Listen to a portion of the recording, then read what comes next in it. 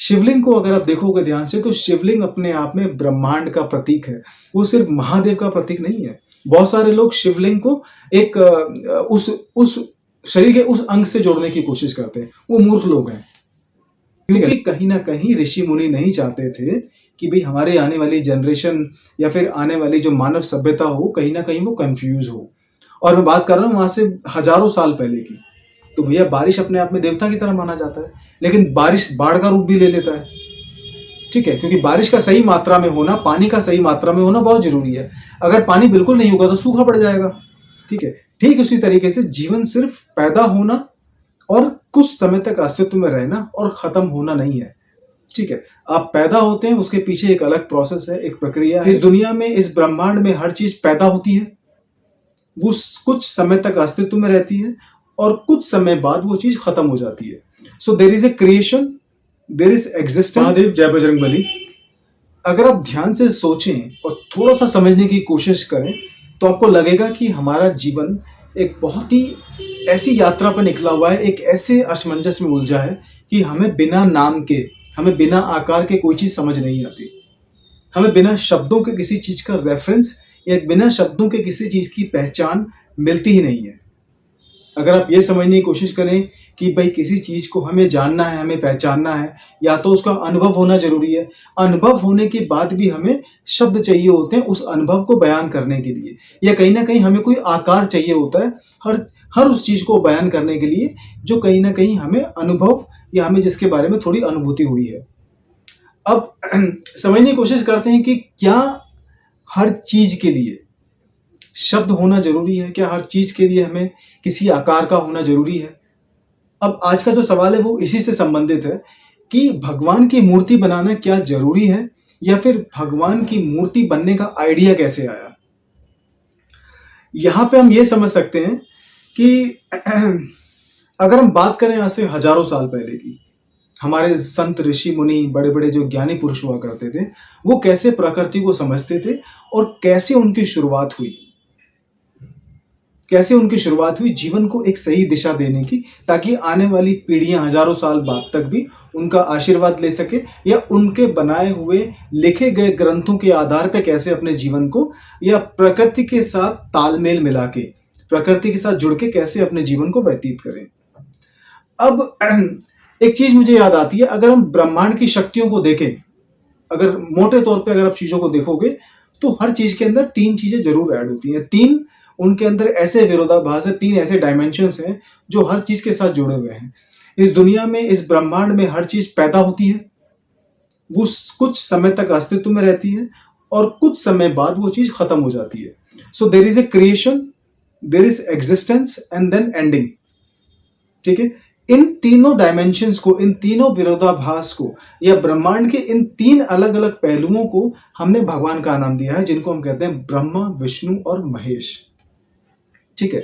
लेकिन अब ब्रह्मांड को बहुत मोटे तरीके से समझने की कोशिश करें तो हम सिर्फ ये तो कह नहीं सकते कि दुनिया में सारी चीजें पैदा होती हैं और अस्तित्व में रहती हैं और फिर खत्म हो जाती है, क्योंकि जीवन इतना सरल नहीं है कि हुआ, कुछ समय तक रहा और खत्म हो गया। ठीक है? अगर आप गणित को भी समझने की कोशिश करोगे तो गणित इतना सीधा नहीं है। ऐसा आप ये नहीं कह सकते कि गणित 1 से शुरू हुआ और 0 पे खत्म हो गया। ठीक है? उसके बीच में बहुत सारी श्रृंखलाएं बनती हैं, उसके बीच में बहुत सारे मैथमेटिकल इक्वेशंस बनते हैं। ठीक है? ठीक उसी तरीके से जीवन सिर्फ पैदा होना और कुछ समय तक अस्तित्व में रहना और खत्म होना नहीं है। ठीक है? आप पैदा होते हैं, उसके पीछे एक अलग प्रोसेस है, एक प्रक्रिया है, एक तौर तरीका है। आप जीवन को कैसे व्यतीत करते हैं, ये अपने आप में बहुत बड़ा सवाल है, जो बहुत सारे लोगों को समझ नहीं आता। और आप इस दुनिया से जाएंगे, कैसे जाएंगे, क्या कारण होगा, आपके शरीर में कौन सी बीमारी लगेगी, आपको एक्सीडेंट होगा, आप कहीं पहाड़ी से गिरेंगे, या आपका दुश्मन आपकी जान ले लेगा, इस बारे में कोई कुछ नहीं कह सकता। ठीक है? तो कहीं ना कहीं होता क्या है कि हम जीवन को थोड़ा सा सरल बनाने के लिए कहीं ना कहीं हमें प्राकृतिक शक्तियों को समझना पड़ता है। तो हमारे जो ऋषि मुनि थे, जो बड़े बड़े जो महाज्ञानी पुरुष थे, जिन्होंने ग्रंथों की शुरुआत करी, ग्रंथ लिखे, उन्होंने प्रकृति के अलग अलग पहलुओं को समझने की कोशिश करी। ठीक है? अब प्रकृति में भैया बहुत सारी चीजें होती हैं। प्रकृति में बारिश भी होती है।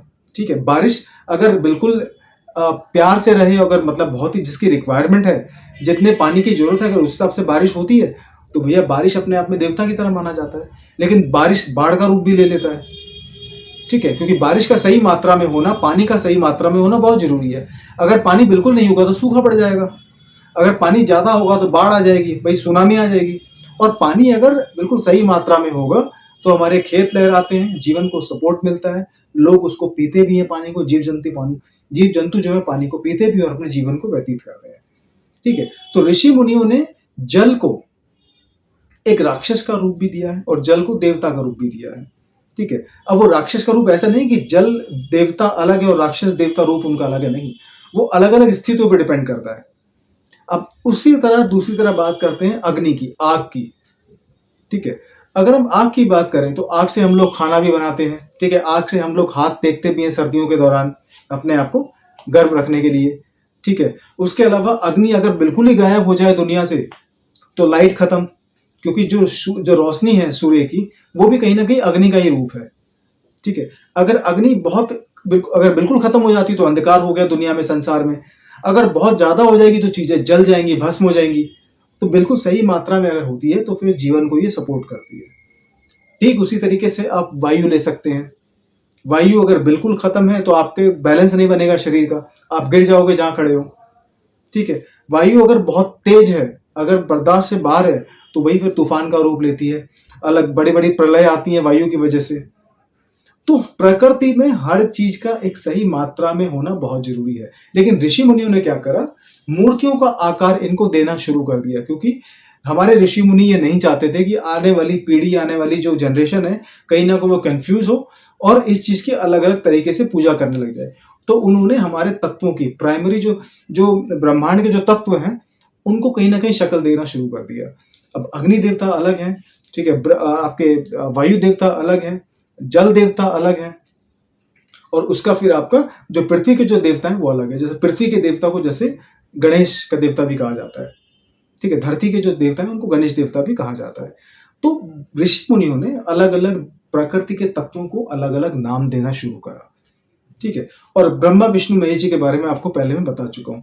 लेकिन जब बात करते हैं किसी ऐसी शक्ति की जो कहीं ना कहीं पूरे ब्रह्मांड को चलाती है, जो कहीं ना कहीं इस पेचीदा जीवन में, इस प्रकृति के अलग अलग पेचीदा पहलुओं में जो कहीं ना कहीं इंटेलिजेंस फिट करती है, मतलब कहीं ना कहीं एक कारण नजर आता है, कहीं ना कहीं एक इंटेलिजेंस मशीन नजर आती है, या कहीं ना कहीं एक कर्ता की खोज नजर आती है कि ऐसा कौन है जो इन खूबसूरत चीजों को चला रहा है। ठीक है, क्योंकि प्रकृति को जहां तक मैं समझ पाया हूं, आप प्रकृति के पहलुओं को पूरी तरह से नहीं समझ पाओगे। आप प्रकृति के पहलुओं को देख के खुश तो हो सकते हो, आप सरप्राइज भी हो सकते हो कि वाह क्या सुंदरता है और ये प्रकृति की देन है। और प्रकृति की बहुत सारी घटनाएं ऐसी होती भी हैं जो आम इंसान के समझ के परे हैं, जो कभी कभार भौतिक सिद्धांतों को भी पार करके निकल जाती है। उसी को हम चमत्कार कहते हैं। ठीक है, तो होता क्या है कि प्रकृति की जो जो काम करने के तरीके हैं वो इंसान की समझ से बहुत परे हैं। हम प्रकृति के अभी छोटे से हिस्से को समझ पाए हैं। ठीक है, अब बात करते हैं कि अलग अलग चीजों को मूर्ति का आकार देना इसलिए जरूरी माना गया क्योंकि कहीं ना कहीं ऋषि मुनि नहीं चाहते थे कि भाई हमारे आने वाली जनरेशन या फिर आने वाली जो मानव सभ्यता हो, कहीं ना कहीं वो कंफ्यूज हो।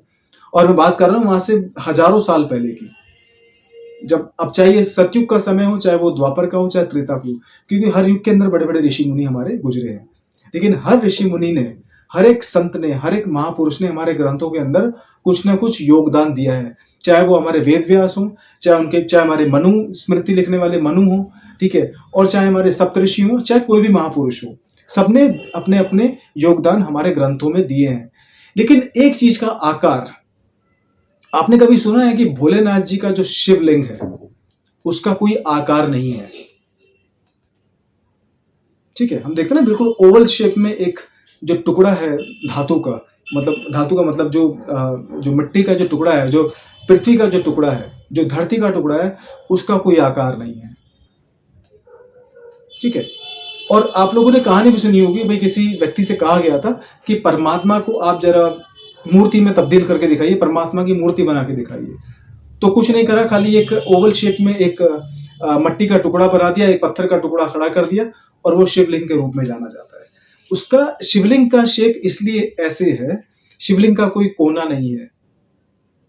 ठीक है। शिवलिंग को अगर आप देखोगे ध्यान से तो शिवलिंग अपने आप में ब्रह्मांड का प्रतीक है, वो सिर्फ महादेव का प्रतीक नहीं है। बहुत सारे लोग शिवलिंग को एक उस शरीर के उस अंग से जोड़ने की कोशिश करते हैं, वो मूर्ख लोग हैं। ठीक है। लिंग का मतलब होता है किसी का प्रतीक या किसी का चिन्ह, तो शिवलिंग का मतलब है शिव का चिन्ह, शिव का प्रतीक। ठीक है। तो होता क्या है कि जब शिवलिंग का या फिर जो लिंग है, जो भोलेनाथ जी का जो शिवलिंग माना जाता है, उसकी कोई आकार नहीं है, उसका कोई कोना भी नहीं है शिवलिंग का। वो तो हम मंदिरों में देखते हैं तो वो तो नीचे सपोर्ट होती है उसको खड़ा करने के लिए, ठीक है, उसको रखने के लिए। वैसे अगर आप शिवलिंग देखोगे तो शिवलिंग का कोई आकार नहीं है, उसका कोई कोना नहीं है, इसलिए उनको सदा शिव भी कहा जाता है। इसलिए देवादिदेव को परमात्मा भी कहा जाता है, क्योंकि उनका कोई आकार नहीं है और वो सारे आकार से परे होकर काम करते हैं। तो जब जिसने भी मेरे से सवाल पूछा है कि परमात्मा को शक्ल देने का या मूर्ति में बदलने का या मूर्ति का रूप देने का आइडिया कहाँ से आया, तो ये आइडिया आप शिव पुराण पढ़ोगे, शिव पुराण में एक चैप्टर आता है जिसके अंदर लिखा है शिव तत्व निरुपम। उसमें ये कहा गया है कि जब आज से हजारों साल पहले जब प्रलय का समय था, जब प्रलय का प्रलय जब धरती पे चल रही थी, संसार में चल रही थी, तो फिर लोगों को, जीव जंतुओं को एक दिशा देने के लिए भगवान नारद ने ब्रह्मा जी से पूछा कि भाई परमात्मा को कोई ना कोई रूप देना पड़ेगा ताकि हम इंसानों को या जीव जंतुओं को एक मार्गदर्शन दे सकें, और कोई ऐसा रूप जिसका आप रूप भी हो और वो निराकार भी हो। इसलिए शिवलिंग, इसलिए महादेव के शिवलिंग की स्थापना हुई, उनकी शुरुआत इसी चीज से हुई। उसके अलावा ऋषि मुनियों ने हमारे को हर जगह हर चीज का रूप दे रखा है, तो अपने हिसाब से आप पूजा भी करते हैं, अपने जो भी आपको आराध्य, जो भी आपके देवी देवता हैं, जो भी आपके इष्ट हैं, आप उनके अपने हिसाब से पूजा करते हैं। लेकिन देवादिदेव महादेव का जो शिवलिंग है उसका कोई आकार नहीं है, और क्योंकि ब्रह्मांड का भी कोई आकार नहीं है और सुपर इंटेलिजेंस का भी कोई आकार नहीं है, और ये कण कण में व्यापित है, ये कण कण में है, हर जगह है, और जो चीज हर जगह है उसका आकार नहीं दिया जा सकता, इसलिए उनको निराकार कहा जाता है। लेकिन मूर्तियां बनाने की जो स्थापना है, मूर्तियां बनाने की जो आइडिया था, वो शिव पुराण के अंदर इसी तरह बताया गया है। हर हर महादेव, जय बजरंगबली।